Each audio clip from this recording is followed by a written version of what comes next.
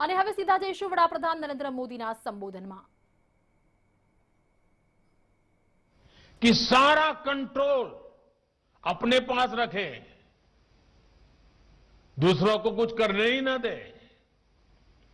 पहले के दौर में सरकारों की इस सोच के आप सभी साक्षी भी हैं और देश उसका शिकार भी रहा है। सोच क्या थी? सब कुछ सरकार करेगी।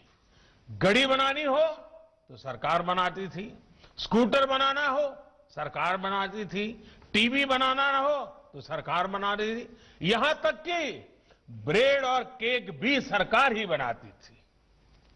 हमने देखा है इस अप्रोच ने कितनी दुर्दशा की है।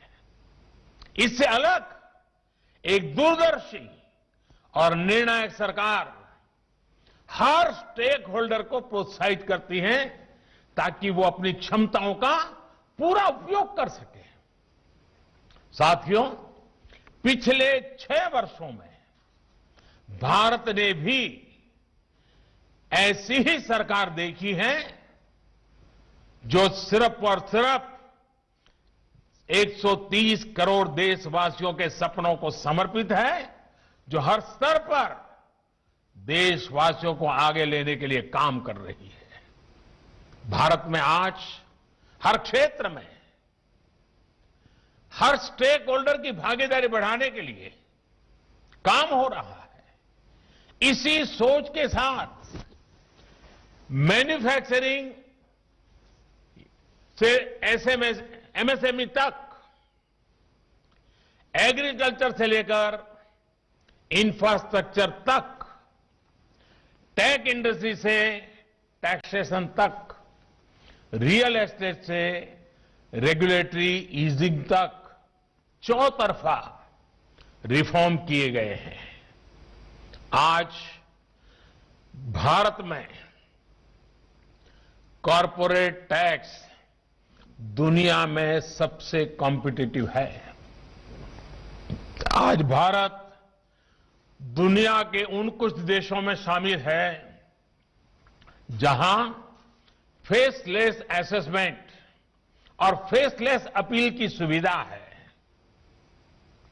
इंस्पेक्टर राज और टैक्स टेररिज्म के दौर के पीछे छोड़कर भारत अपने देश के उद्यमियों के सामर्थ्य पर भरोसा करते हुए आगे बढ़ रहा है। माइनिंग हो, डिफेंस हो, स्पेस हो, ज्यादातर सेक्टर को इन्वेस्टमेंट के लिए, भारतीय टैलेंट के लिए, कंपटीशन के लिए आज अवसरों की, एक प्रकार से अनगिनत अवसरों की एक परंपरा खड़ी कर दी है। देश में लॉजिस्टिक को कॉम्पिटिटिव बनाने के लिए मल्टी मॉडल कनेक्टिविटी पर फोकस किया जा रहा है। साथियों, एक वाइब्रेंट इकोनॉमी में जब एक सेक्टर ग्रो करता है तो उसका सीधा प्रभाव दूसरे सेक्टरों पर भी होता है।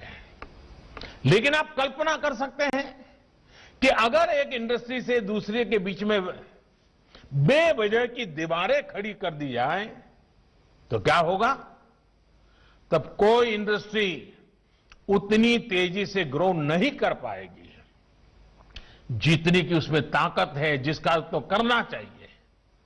एक इंडस्ट्री किसी तरह ग्रो भी करेगी तो उसका प्रभाव दूसरे सेक्टर पर भी कभी नहीं पड़ेगा। अलग अलग सेक्टर्स में इस दीवार ने देश की अर्थव्यवस्था का बहुत नुकसान किया है, सामान्य मानवीय का नुकसान किया है।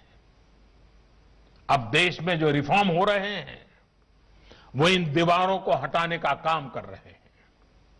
अभी हाल ही में जो एग्रीकल्चर रिफॉर्म्स हुए हैं वो इसी की एक कड़ी है।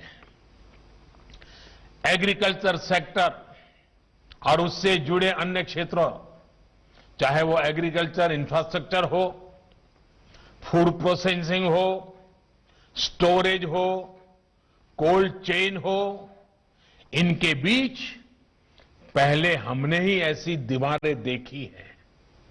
अब ये सभी दीवारें हटाई जा रही हैं, सभी अड़चनें हटाई जा रही हैं।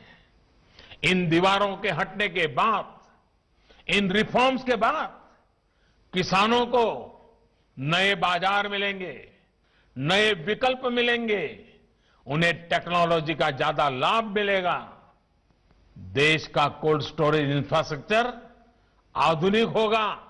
इन सब से कृषि क्षेत्र में ज्यादा निवेश होगा और इन सबका सबसे ज्यादा फायदा अगर किसी को होने वाला है तो मेरे देश के किसान को होने वाला है। जो छोटे छोटे जमीन के टुकड़ों पर जिंदगी पालता है, उस किसान का भला होने वाला है। हमारे देश की अर्थव्यवस्था को अलग अलग सेक्टर्स में दीवारें नहीं, ज्यादा से ज्यादा ब्रिजेज चाहिए ताकि वो एक दूसरे का सपोर्ट।